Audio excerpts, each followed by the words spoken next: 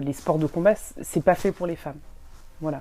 Ou à la rigueur, tu peux aller faire du judo si tu as envie, mais voilà, les sports de combat, c'est pas fait pour les femmes.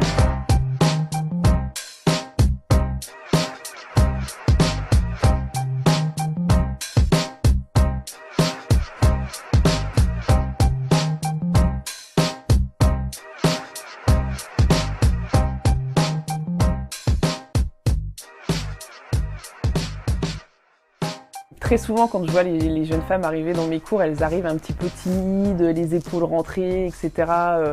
Je sais pas faire de sport, mais moi j'en ai jamais fait. Donc il y a toujours ce syndrome un petit peu de l'imposteur où elles s'imaginent toujours que pour être légitime dans une salle de sport, faut être championne du monde. Ensuite, quand elles voient tous les trucs, elles se disent mais moi j'arriverai jamais à apprendre ça, etc.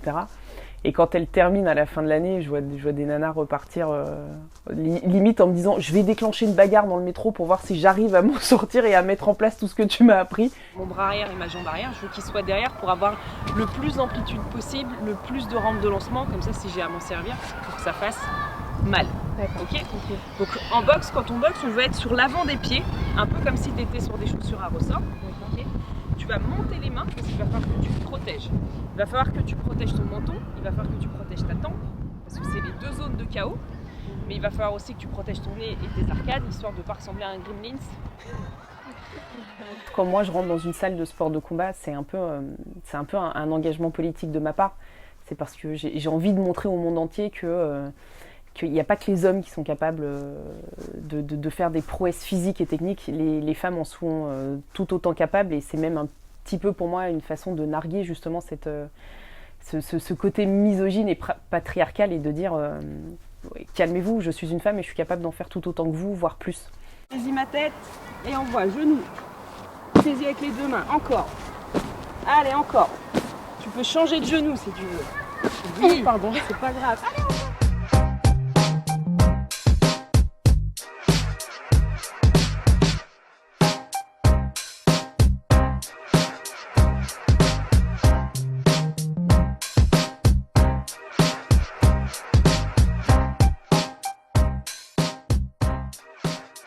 Même s'il y a beaucoup d'associations qui s'installent en banlieue, ou même s'il y a beaucoup de choses qui se mettent en place, c'est rarement les jeunes filles qui sont visées. La place de la femme n'est pas souvent valorisée.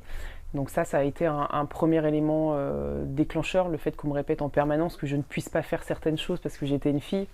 Donc ça, j'ai toujours détesté. Certaines fois, je travaille aussi avec un public qui peut être des femmes victimes de violences, que ce soit conjugales ou non. Et j'ai même réussi à sortir certaines personnes de situations familiales ou matrimoniales complexes, non pas en leur disant ce qu'il faut faire, mais en leur donnant des outils pour pouvoir avoir confiance en elles et de se dire j'ai pas peur, à partir d'aujourd'hui, je vais prendre mon destin en main. Si je suis par exemple dans une situation ici, où je vais avoir un agresseur qui va être ici et qui par exemple va m'immobiliser ici.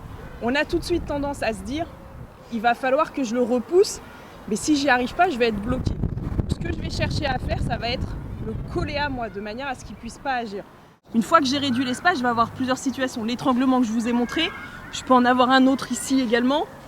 Je peux aller sur une clé de bras, je peux aller sur pas mal de choses. Je vais pouvoir aller aussi sur un renversement. Boum. Face à une agression, la première des choses, c'est si tu peux te sauver, tu te sauves. Mais je sais déjà qu'en termes de posture, et ça, face à un agresseur, c'est très important, elles vont avoir une posture qui va montrer que, attention, je sais me défendre. Même si elles n'ont pas besoin de passer à l'acte. Alors qu'une nana qui n'a jamais fait des sports de combat, quand on l'agresse, elle va tout de suite... Alors que moi, mes nanas, je sais qu'elles vont être capables de dire « ouais, et alors, quoi ?»